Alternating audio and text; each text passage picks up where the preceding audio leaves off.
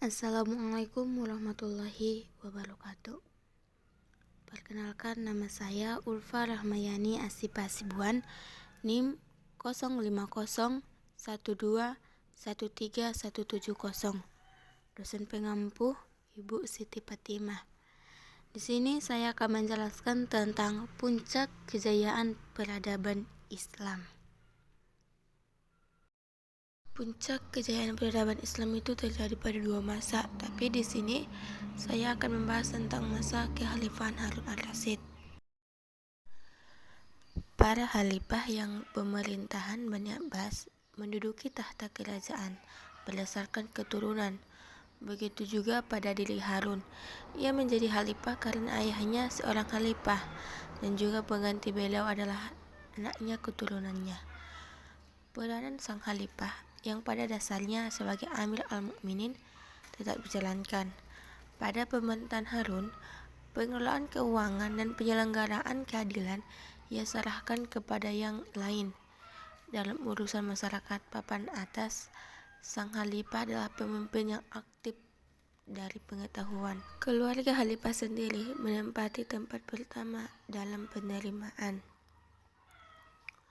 Demikian pula dalam menyalurkan kekayaan sebagai penerimaan, demikian pula dalam pengayom bagi seni, kemewahan, dan ilmu pengetahuan. Bani Abbas secara umum dan khususnya keluarga dekat mengonsentrasikan pengeluaran terbesar di tangan mereka sendiri.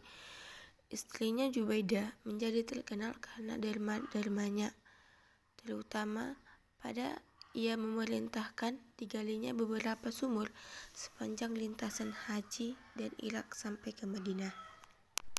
Malang, para pejabat yang berusaha untuk menyamai kekayaan dan derma khalifah serta keluarganya. Ini terjadi pada keluarga Yahya dan saudaranya Fadl dipenjarakan, dan harta kekayaan keluarga ini yang berjumlah 30.676 dinar dirampas untuk negara. Sungguh suatu gambaran ketidakadilan di balik kemegahan dan kemewahan ibu kota.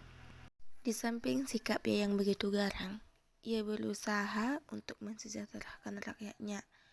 Ia sering keluar meninggalkan istana, menjelajahi jalan-jalan di Baghdad untuk memberikan keadilan dan meringankan penderitaan rakyatnya. Sering ia mengunjungi wilayah jajahannya untuk melenyapkan hukum rimba dan untuk mengetahui keadaan rakyatnya. Meninjau langsung perbatasan dan tidak pernah menghindarkan diri dari kesukaran dan tugas-tugas pemerintahan. Sungguh suatu pemerintahan yang di dalamnya telah terjadi dua sisi yang berbeda. Di satu sisi kesejahteraan ditingkatkan, di sisi lain tidak dibenarkan seseorang menyamai kekayaan dan derma khalifah dan keluarga. B. Kemajuan yang dicapai pada kekhalifahannya. Dari sikap ingin mensejahterakan rakyat, maka apapun ia berikan. Masjid, perguruan tinggi, dan sekolah-sekolah, rumah sakit, toko obat, jembatan, dan terusan dibangunnya, memperlihatkan hasratnya yang besar bagi kesejahteraan rakyatnya. Untuk peningkatan kesejahteraan rakyat dan negara harus memajukan ekonomi, perdagangan, dan pertanian dengan sistem irigasi. Kemajuan sektor-sektor ini menjadikan Baghdad, ibu kota pemerintahan Bani Abbas, sebagai perdagangan terbesar dan teramai di dunia. Pada saat itu, banyak terjadi pertukaran barang serta valuta dari berbagai penjuru. Gedung-gedung yang megah, sarana peribadatan, pendidikan. Masalahnya, perdagangan mulai dibangun di Baghdad. Tidak lupa membiayai pembangunan ilmu pengetahuan di bidang penerjemahan dan penelitian. Cara mampu memberikan gaji yang tinggi kepada ulama dan ilmuwan. Di samping pembangunan untuk masyarakat juga didirikan beberapa istana yang mencerminkan waktu itu, salah satunya adalah Istana Al-Huldi. 1. Di bidang pengembangan ilmu pengetahuan, Harun al-Rasyid memperbesar Departemen Studi Ilmiah dan Penerjemahan yang didirikan kakeknya Al-Mansur. kemurahan hati Al-Rashid, menteri dan anggota istana yang berbakat, terutama keluarga Darmar, yang saling berlomba-lomba membantu ilmu pengetahuan dan kesenian, membuat magnet menjadi pusat menarik orang-orang terpelajar dari seluruh dunia. Salah satu perkara penting yang menjadikan Harun Ar-Rasyid begitu masyhur ialah naungannya atas ilmu dengan mendirikan Baitul Hikmah, yang merupakan suatu institusi kebudayaan dan pikiran yang cemerlang ketika itu yang telah merintis jalan ke arah kebangkitan Eropa. 2. Di bidang kesusastraan, yang telah menjadikan Khalifah Harun Ar-Rasyid termasyhur yang terkenal ialah melalui buku 1001 Malam, yang telah menduduki tempat paling atas di bidang kesusastraan dunia. Buku ini telah diterjemahkan ke dalam bahasa-bahasa dunia.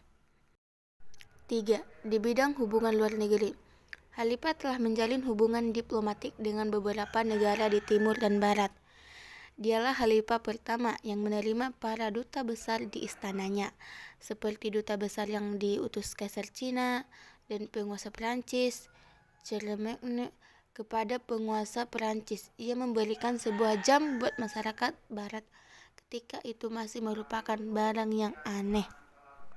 4. Di bidang kesehatan, Khalifah mendirikan rumah sakit, lembaga pendidikan dokter, dan farmasi. Pada masa itu sudah terdapat paling tidak sekitar 800 orang dokter. Mungkin hanya itu yang dapat saya sampaikan tentang puncak peradaban kejayaan Islam. Sekian, terima kasih. Assalamualaikum warahmatullahi wabarakatuh.